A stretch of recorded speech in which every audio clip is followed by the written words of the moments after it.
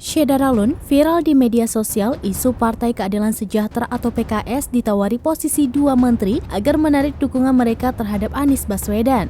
Penarikan dukungan itu sekaligus untuk menggagalkan koalisi perubahan yang sedang digagas Nasdem Demokrat PKS, di mana mereka setuju mengusung Anies Baswedan sebagai calon presiden atau capres 2024. Muncul juga isu bahwa pengusaha batubara memberi dana besar kepada PKS. Tujuannya agar tidak mendukung Anies Baswedan lagi. Juru bicara PKS, M. Khalid membantah isu yang beredar tersebut. Khalid menjelaskan hasil keputusan musyawarah Majelis Syuro menegaskan bahwa PKS tetap di luar pemerintahan atau menjadi oposisi pemerintahan Presiden Joko Widodo. Dia menyebut keputusan tersebut mengikat kepada seluruh anggota, pengurus, dan pimpinan.